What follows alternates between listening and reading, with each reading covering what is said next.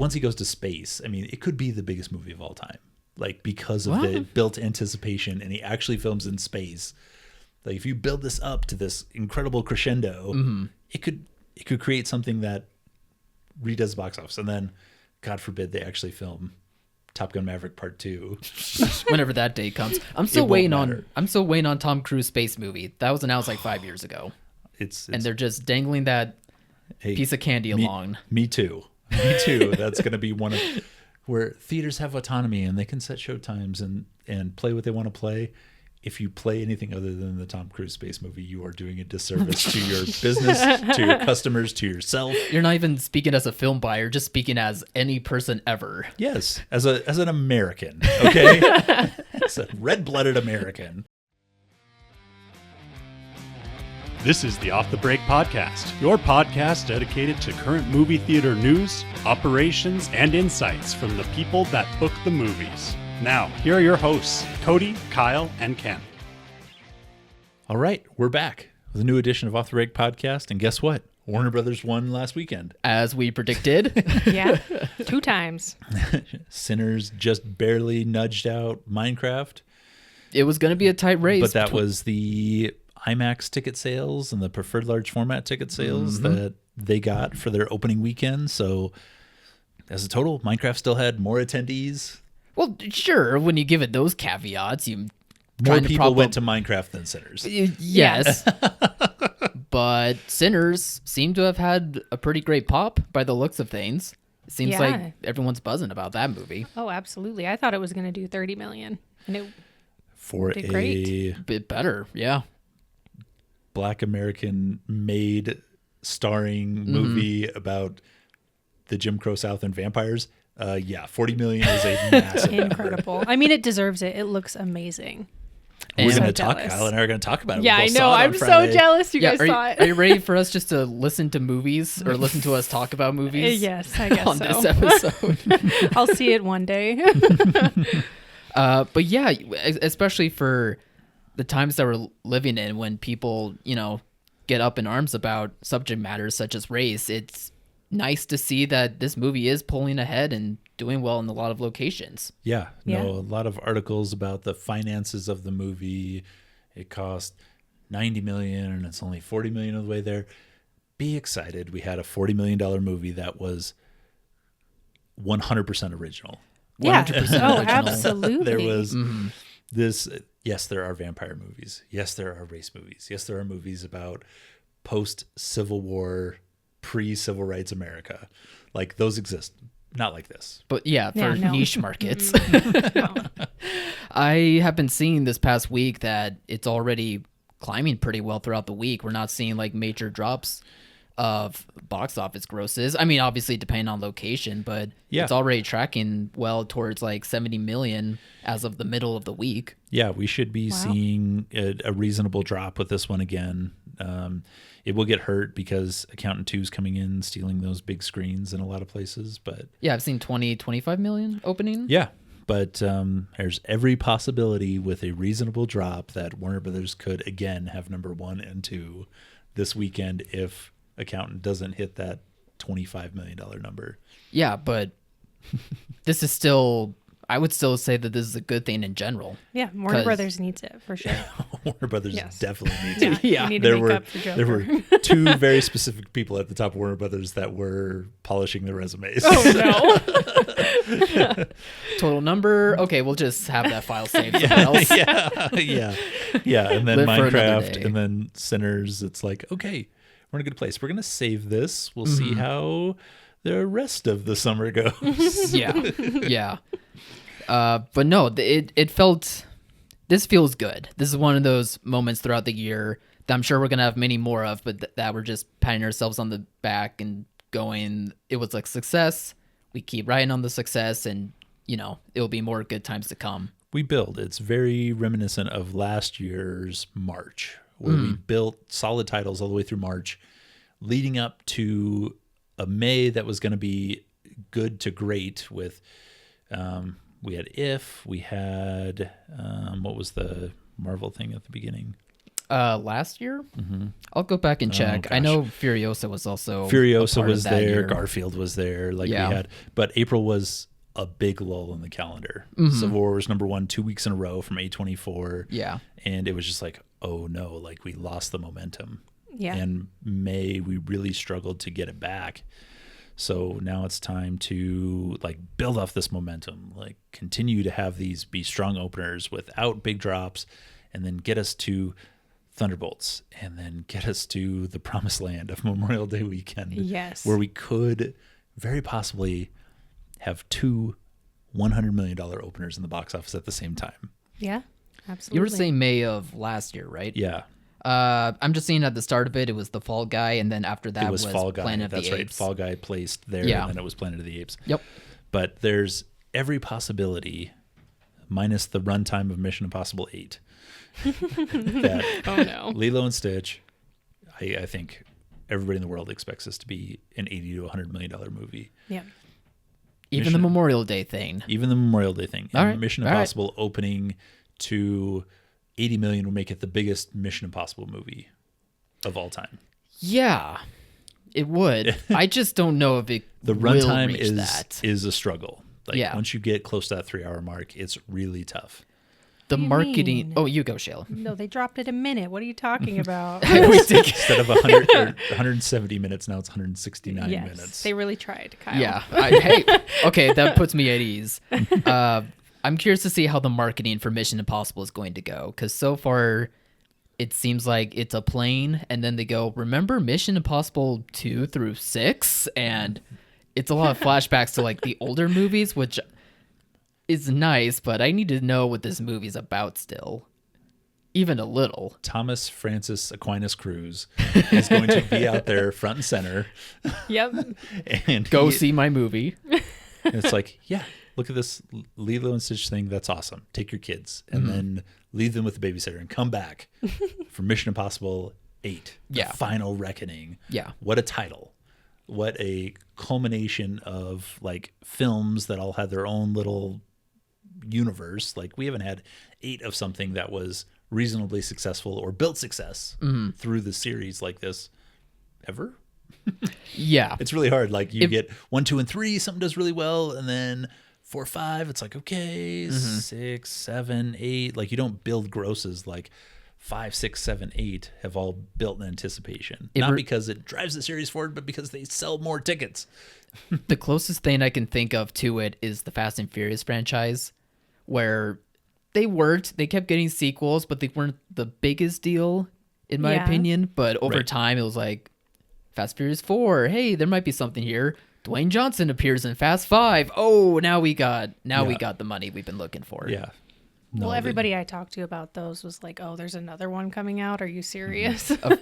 But they still go. Really? They're looking for gimmicks. They've always got to bring these things in. But the gimmick here is Tom Cruise and the stunts. Always. With these 100%. And this is just going to build, the legend of Tom Cruise even further. If he tops his own Mission Impossible records, this becomes a thing. So then when he does these smaller films, what I consider smaller films, because this was a total budget of $350 million for the 2 movies, And anything for 7 and 8. So this is going to be amazing. Once he goes to space, it could be the biggest movie of all time. Because of the built anticipation, and he actually films in space.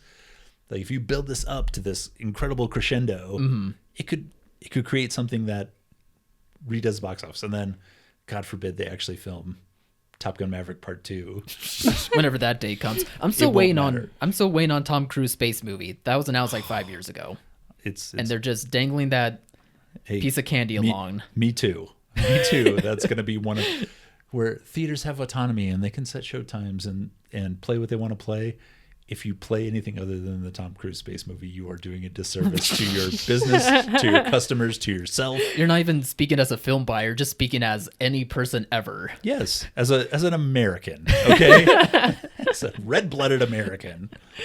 Don't come to me as a professional. Just come to me as an American. You should be playing this Tom Cruise space movie. Absolutely. With no title still. I have no idea title, what it's no gonna be release called. date. Nope. We barely have a production company. Unless if NASA comes up with one. NASA plus. Yeah, plus. All right. Well, let's get into our Sinners talk. Because we got to see it. Because we got to see it. We snuck Most out. of us. No, Two of us. Kyle and I snuck out Friday. Alyssa's seeing it on her trip to the Big Apple this week. So Gonna see it on 70 millimeter IMAX. Get that whole pristine experience. hear the I know. You're gonna hear that real move. And Shayla was with family. Yeah. Whatever. I had to go visit my dad. Not worth it. No, I'm kidding. Celebrating children's birthdays. Yeah, Lame. exactly. Lame. Meanwhile, we got to see Sinners. Yes. And Ken's been holding off talking about it with me. I'm scared. Oh, I waited. that's surprising. So Kyle, first you tell us what you think, and then I'll break your heart. Kyle is Or raise glaring you at up. Ken right now. I saw it before we went to see it. And my first time watching, I wasn't sure if this movie would really work. Because obviously the movie looks fantastic and the entire cast was awesome. It's one of those movies where it doesn't feel like acting, it just feels like charisma and chemistry are working their finest to like make the story engaging. But it really was a movie of two halves where it's that period piece that builds up to like the suspense in the first half, and then the second half feels slightly campy in a more campy direction of a big vampire action sequence essentially. And so at first I didn't feel like it was all working together as like two halves combined into one movie, but seeing it a second time, it actually helped for me.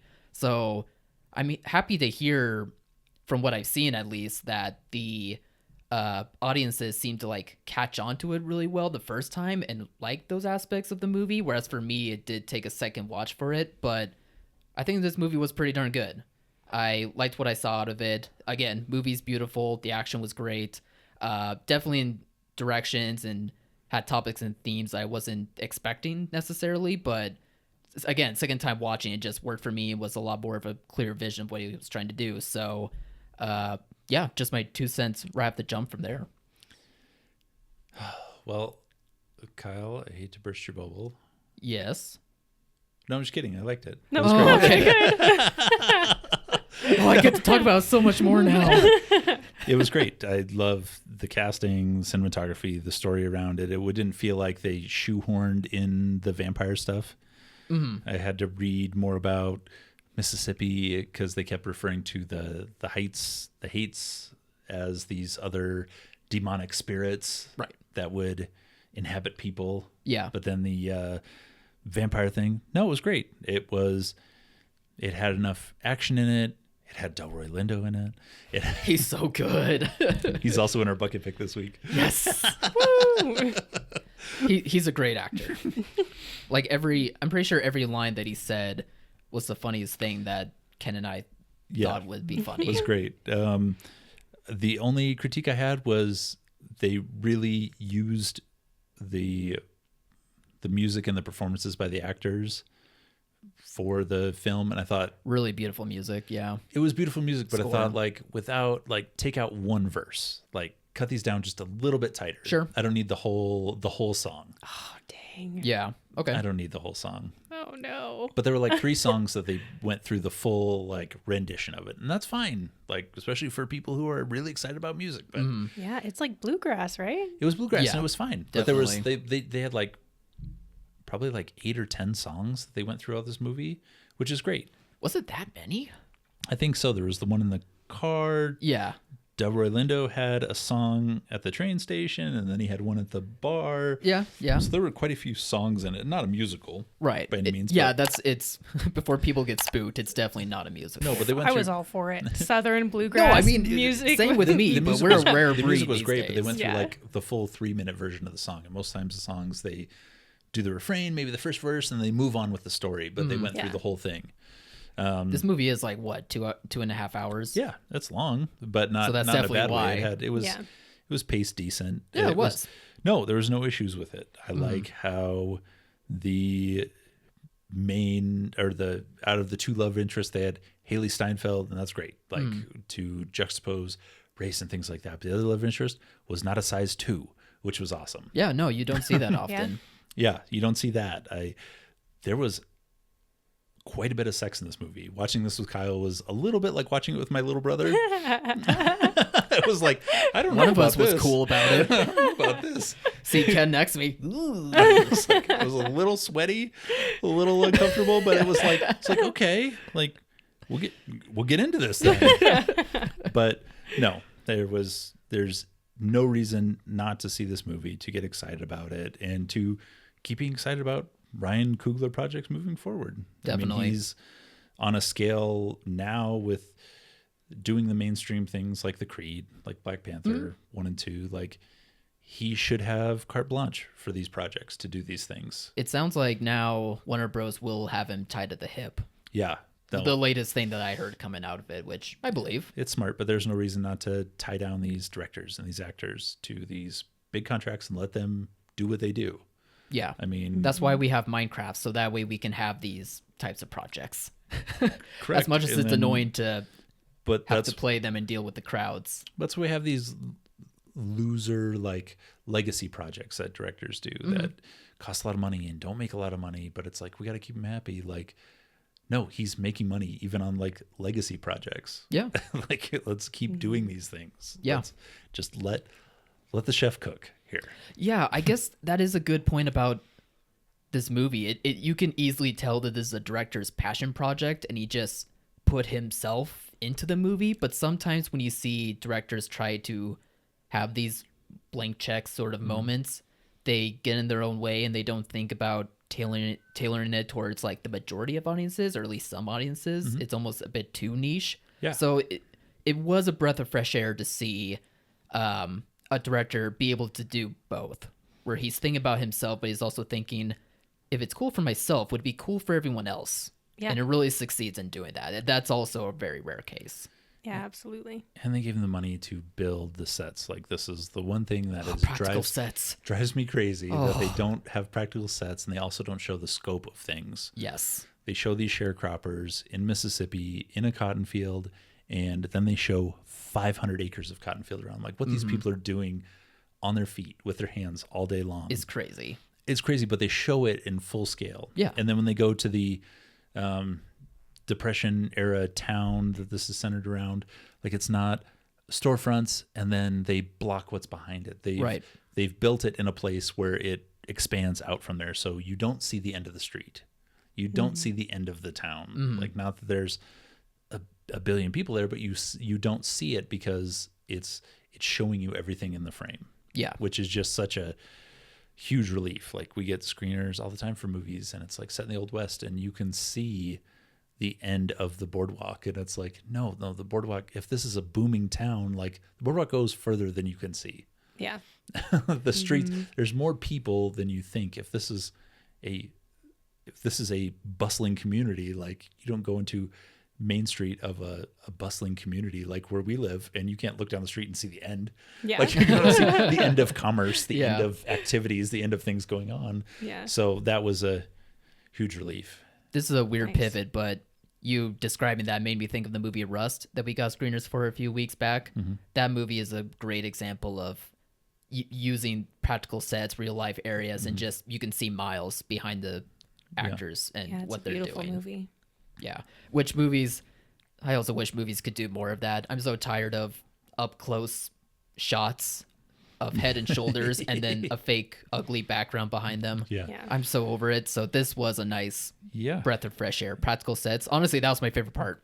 Yeah. And on A real train was there. yeah. For real. Oh, that's People awesome. walked on And actual wood. In real went through instruments, they played, they sang, Yeah. they did all of these. Like, Talent. whoever the introducing character was in Sinners, whatever his name was, that sang, like, that was, I was half expecting to go back and see, like, he didn't sing. Well, they picked him out to act because he could sing. Right. Like, they picked a And performer he's first. good at acting. And he's fine. He's Yeah. fine. Yeah. There were no issues with his acting, but the singing was the most important part. You can't have him go out there and belt it out and then find out it was dubbed over. Yeah, exactly. That's disappointing. It'd kill you. So is it like From Dusk Till Dawn at all with the random vampires that come out? It explains it way better. Okay. It explains all it right. way better. Yeah. They don't just pop up out of nowhere.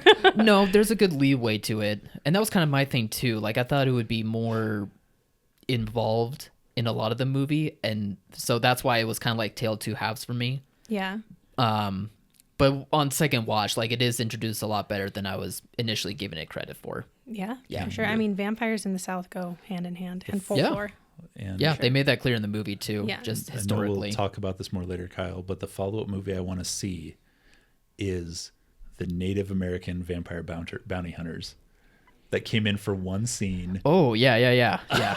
You're like, wait a minute. Those guys were awesome. You know, And scary, and like their whole life is apparently hunting vampires Right. in the South, and they're Native Americans with like face tattoos in the 30s, Mm-hmm. and I'm like, I am 100% in on these guys. I was waiting the whole movie for these guys to come back. Oh no. Even at the end credits, Right, or right. the That mid-credit happens. scene, I was like, they've got to come back. Like this guy is gonna show up, or his descendant is gonna show up, and this is gonna be the thing. And you know they're thinking of spin-offs. Warner have- Bros Sounds is like, badass. I they would have watch to that. be. Yeah. It was like they had it was the 30s, so they had like 3 guys on horseback, 3 guys in a truck, like a Model A, guns loaded to the hilt, and they were vampire hunters. And I'm like, oh baby, like this is. That sounds awesome. And then it stepped away from them, and I was like, Oh, no, come back. That's probably the biggest disappointment. But in and of a story with so many characters, you're gonna have a little bit of disappointment once they don't bring some person back in. Yeah. you guys are making me regret visiting my family that I haven't seen in like a Rightfully year. so. There's always tomorrow, Shayla. There's always tomorrow. Something Yeah. tells me you'll stick around in theaters sometime. Let's- So Yeah. Let's get into the actual exciting movie review of this week. Yay. My bucket pick, the last bucket pick, Action Jackson. last bucket pick, technically first bucket pick of our new 80s themed Technically series the that we'll first, do. Yeah, Yeah. 80s, Why 80s not? theme. Action Jackson starring the insurmountable Carl Weathers. The Happy Gilmore guy. As Shayla told us Yes. this morning. You really think That took the wind out of my sails, Ken. I know. He was so great in that movie. I No, almost he's- cried when he fell out the window. But He fell out the window. I think even Adam Sandler would be like, not the reaction I was going for. Cried. You cried at one of my movies? Did I do something sad. He wrong? was the best character. All right, whole Ken. thing. All right, Ken. Talk to us about This just the childhood memories that you have with this one. this one just speaks to me.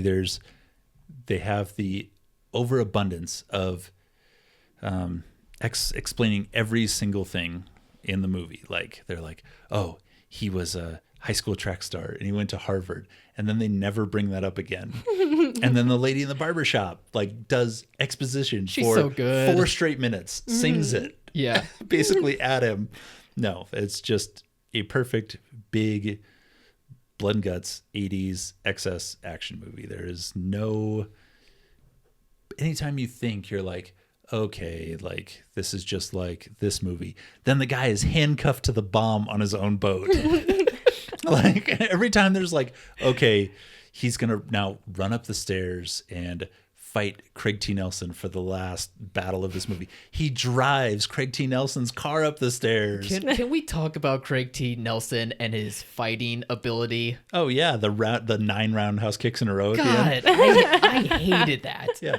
That actually made me mad. Normally, no. normally when I see an actor, I can suspend my disbelief in believing if they're a fighter or not. Like if someone's arms are a bit too skinny, or like Yeah. I can live with that stuff. It's fine. But No, Craig it's- T. Nelson doing roundhouse kicks, doing No. martial arts? No, I'm sorry, man. You I'm would not buying think that.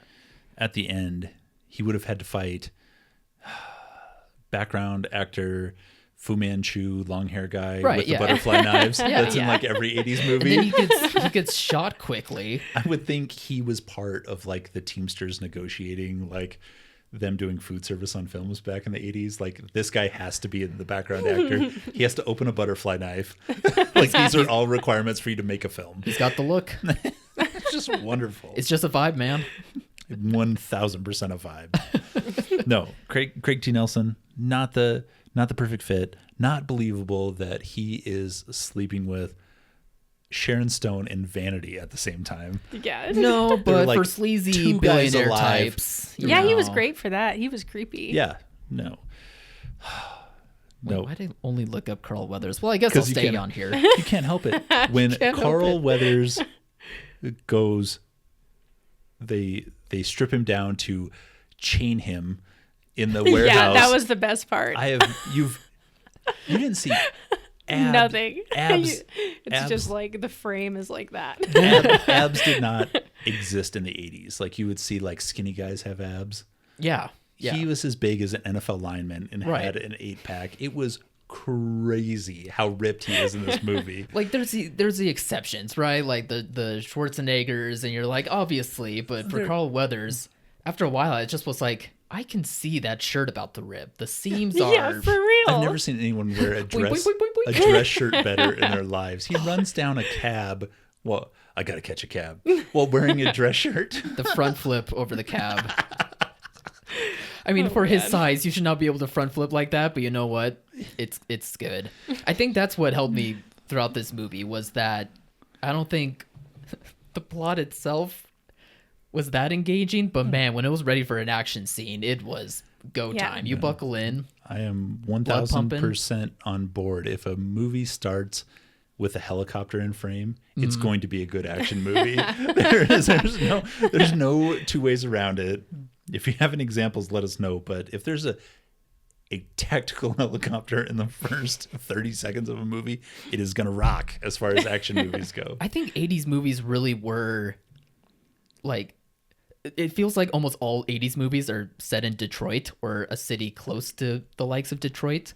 I don't know. I was just like in the first frame of that movie, I just was like, oh, this is Detroit. Yeah. And then sure enough, it Oh. shows God, during everything the credits, they Detroit do all related. of the B-roll from Yep. Detroit. 1 million Great opening % song, of the though. B-roll.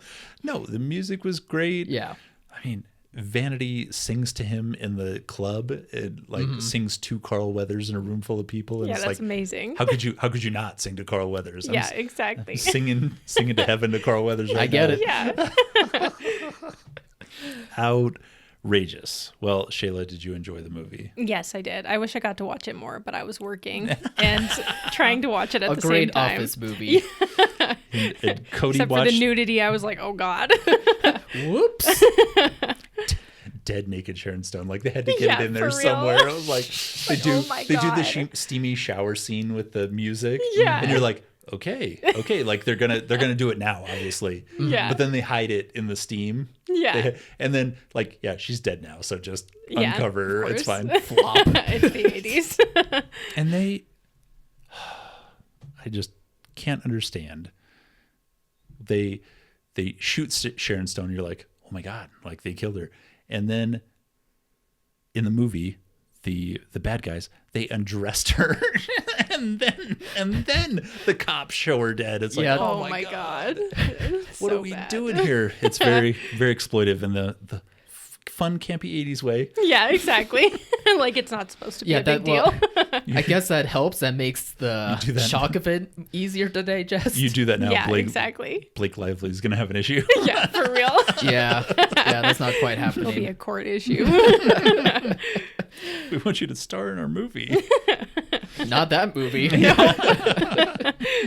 I liked seeing something with Carl Weathers in the lead. This had a nice pop to it. He was great. Movie's a lot of fun, especially for like the action parts for sure. Yeah, and it's not basic. No, It's not like the basic 80s movies. Like Midnight Run came up right after I watched it and I was like, oh, this It's like movie. basic. Yeah, it was basic. It was a Kyle. little bit. With, But like, it was still good. But it just had like a different vibe to it. Yeah, no, I get Yeah. what you mean. Yeah. more basic. There were surprises in it, which is good. Yeah. They really like focused on the comedy for a lot of the parts. Yeah. Are we talking about Midnight Run? About Action Jackson. Gotcha. Like Okay. they really focused on the comedy and like gave it its own set pieces with the burglar, the thief, where he kept popping in and out. That's a good bit. Yeah. Yeah. With the He the faints every time Action Jackson. the two cops Yeah. that are just like Biff from Back to the Future being like Yeah. headstrong and trying to be funny to his partner. His partner just Yeah. lights him up. Like every I time have he roaches that are funnier than you. That was funny. House of Wax. Yeah. It just destroys this poor guy that's trying his best. I want to ask this before we conclude. There's a scene of Carl Weathers in his apartment. It's like the beginning of the movie, and he's watching the TV, and there's like a panning shot where he goes to his phone, and then he goes back to the TV, and there's someone in the background. I don't know if it's like a statue he has or like an extra. I missed it. We'll have to look at it. Okay. I totally missed that. Okay, Mariah and I had to rewind it like twice because we thought it was like a shock moment. Like, oh no, someone's in the house. Yeah. Like someone's gonna attack him, but then the scene ends without Any sort of anything being brought conclusion? up. So I'm It's like, a ghost in the window. yeah. I was like, is it a shadow? Is it a weird shadow? Was it an extra that just was like, don't move? He Yeah. was so ripped. It was his shadow, like giving him space. His shadow became a person. Oh no. He was so muscly. Like his shadow was like, I'm just gonna stand over here off to the side. I was like, is I it don't want to take away any screen time. okay? Maybe I'll try to show it to you guys somehow. Yes, but please. I would love to see it. We were confused. Shayla's like ghosts. I love ghosts. Yeah. I love little weird things in movies like that where like it's one frame and like their shirt's all weird and then the next frame it's fixed. Like, You're like, oh, someone caught that Yeah, too late. exactly. No, whatever. Okay, who wants to pick our second 80s movie? I mean, I just assumed you would want to. You were the one that got the last movie. I'm not picking somebody that folded theirs in fours. no. We actually still need to get Alyssa to throw hers in. really? She didn't Oh, do it no. before she left. And the second 80s bucket pick. Weird Science. Oh, that wasn't me. That was me. Oh, nice. I knew not to put it in there. I knew not to put it in there. My husband wanted me to. And Well, I was like, now he no. gets to watch it anyway. Yeah. I was Exactly. hearing you and Cody talk about it, and I was going through picking, so finally I just had a hard time picking one, so I was like, well, they wanted to watch Weird Science, but didn't Yeah. choose. Oh, that's awesome. Have And you seen it we- before? No, I've never seen it either, so Me it fit all the... It Well- checked all the boxes. If Sinners made me uncomfortable around Kyle, I will not be watching this one with Kyle. Oh no, really? See, that's why I didn't put it in because it's about two teenage boys that make a girlfriend, and I was like, that does not sound like my movie. Kyle's over here choosing girlfriend making movies.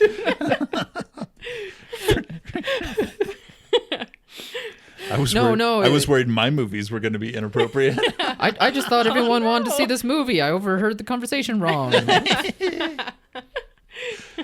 Well, get excited to hear Kyle talk about Weird Science next week. I have no stakes in this one. I know Except it's his you've pick. been playing it safe this whole time. His pick. Midnight Run, basic. No, I put in Natural Born Killers. I still get shit about that. I mean, it's not basic.